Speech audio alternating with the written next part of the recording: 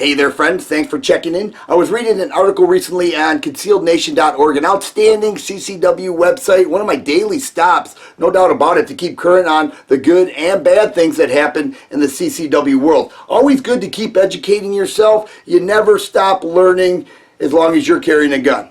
Even for home defense, you just don't stop learning. But the question is it good to report on bad things that happen with CCW people? We love to report on the good things. We see a man or a woman stop a bad guy with a gun. It makes it easy to get in front of the camera and say, hey, look, this is what happened. This is what they did. This is how they were prepared, and this is how it ended. Those are the success stories. But what about when things go awry? When things go bad? When the news media is all over something bad that happens? Does it help or hurt the gun community for somebody like me or many other video guys to report on that?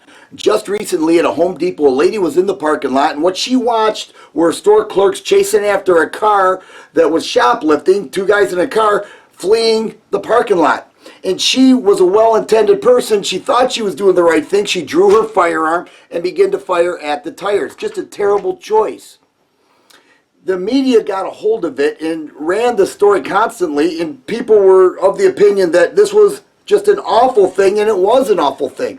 Reason number one, nobody's lives were in danger at that moment. And secondly, she put people's lives in danger because she fired her gun at the tires. Now, a situation like that seems obvious to many people, but there are also people who are beginners in the CCW world, and they may look at something like that and say, you know what, I should never do that. In that case, it is important to make a video or write an article or share a Facebook post, because we need to constantly learn. We never stop learning. Also, it's important because if we don't get our word out there, then the anti-gun people who are very persuasive, they will work to the fence sitters and persuade them that, you know what, these people are nuts, and this is why we need to crack down on the permit carriers. We need to crack down on firearm sales. You know what I'm saying. You've heard it already. So let's get back to the main question. Do videos from CCW people's mistakes help or hurt the gun community? There have been times I thought it might make for a good educational video to report on something bad that happens, and then after studying it more, I back off from it. I say, you know what, I don't want to bring more light to this bad situation. But there have been other times I said, you know what, this situation needs a response.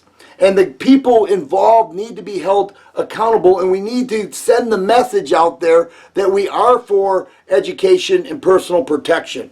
And I think that the more the good message gets out there, we can help persuade the people who are on the fence. The people who say, oh, I can see both sides. Because if we just sit back and let the anti-gun people report it, it's not going to be good. So that's a question I'm asking you. What do you think? Do you think it helps or hurts the gun community? If you like videos like this, please subscribe and share. I always appreciate the thumbs up button. Thanks for watching, and you guys be safe.